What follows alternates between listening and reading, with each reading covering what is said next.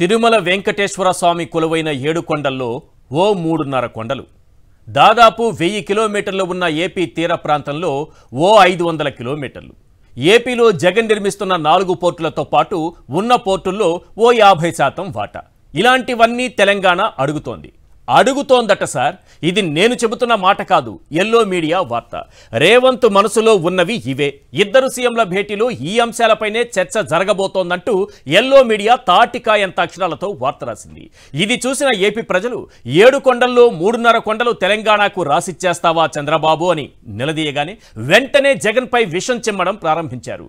మా 7 కొండల స్వామి గురించి మాట్లాడే అర్హత నీకు లేదు జగన్. ఆయన మా వెంకటేశ్వర స్వామి. అవసరమైతే తిరుమలలో ఉండే హుండీని హైదరాబాద్లో ఏర్పాటు చేస్తాం. గుండు కొండపై కొట్టుకోవాలి, కానుకలు హైదరాబాద్లో ఉండే హుండీలో వేయాలని భక్తులకు ఉత్తర్వులు ఇస్తాం. నీకేంటి, మమ్మల్ని ప్రశ్నిస్తే బూడిదైపోతావు, జాగ్రత్త అంటూ ఓ భయంకరమైన హెచ్చరిక కూడా చేసేశారు. అసలు కొండపై వాటా అడిగింది ఎవరు? హుండీ ఇచ్చేస్తానన్నది ఎవరు?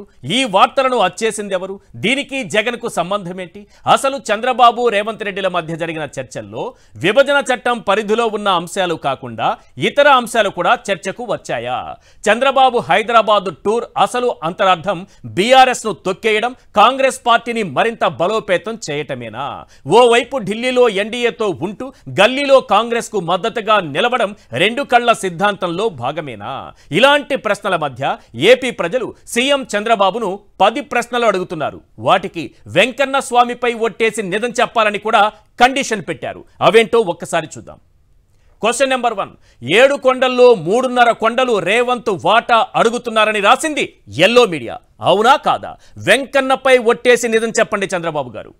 క్వశ్చన్ నెంబర్ 2, ఇద్దరు సీఎంల చర్చల్లో 5 ప్రధాన అంశాల్లో తిరుమలలో తెలంగాణకు వాటా విషయం ఉందని అచ్చేసింది ఎల్లో మీడియా. అవునా కాదా? వెంకన్నపై ఒట్టేసి నిజం చెప్పండి చంద్రబాబు గారు. క్వశ్చన్ నెంబర్ 3, 7 కొండలపై సీఎం రేవంత్ రెడ్డి వాటా అడిగారా లేదా? హుండీ ఇచ్చేస్తున్నారా లేదా? ఆన్సర్ చేయాల్సింది తమరే. అవునా కాదా? వెంకన్నపై ఒట్టేసి నిజం చెప్పండి చంద్రబాబు గారు.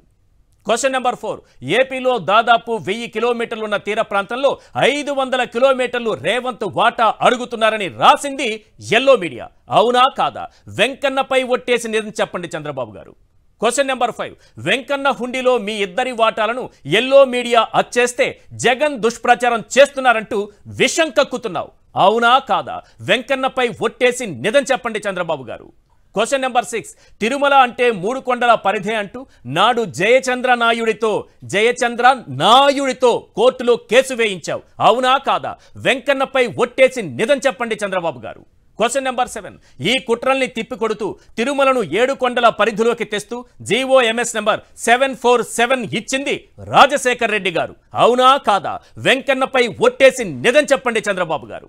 క్వశ్చన్ నెంబర్ 8, తమరి పాలనలో తిరుమలలో పెరిగిపోయిన అన్యమత ప్రచారం నిషేధిస్తూ జీఓఎంఎస్ నెంబర్ 746 ఇచ్చింది రాజశేఖర్ రెడ్డి గారు. అవునా కాదా? వెంకన్నపై ఒట్టేసి నిజం చెప్పండి చంద్రబాబు గారు. క్వశ్చన్ నెంబర్ 9, పైకి చట్టంలోని 9th 10th షెడ్యూలుపై తెలంగాణతో చర్చ అనడం, లోపల టీ కాంగ్రెస్లోకి వలసలను ప్రోత్సహించడం. అవునా కాదా? వెంకన్నపై ఒట్టేసి నిజం చెప్పండి చంద్రబాబు గారు. క్వశ్చన్ నెంబర్ 10, చట్టంలో అంశాలు కాకుండా వెంకన్న హుండీ, తీర ప్రాంతం, పోర్టుల్లో వాటా అంశాలు తెరపైకి తెచ్చింది మీరు, మీ ఎల్లో మీడియా. అవునా కాదా? వెంకన్నపై ఒట్టేసి నిజం చెప్పండి చంద్రబాబు గారు.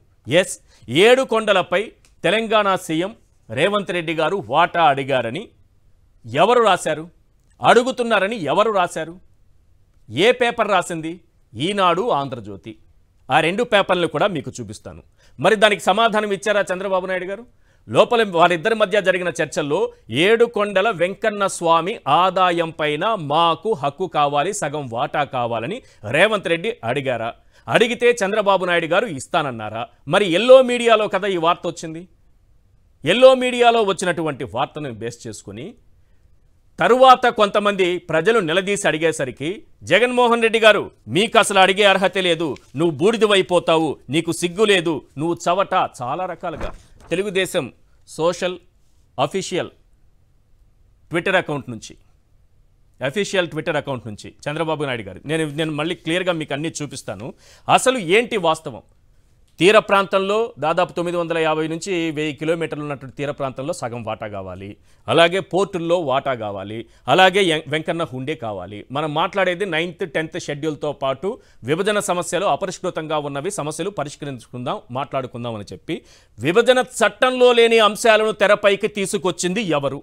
ఎందుకు మీ పేపర్లలో అచ్చేయించారు? వాటికి సమాధానం చెప్పాల్సింది ఎవరు?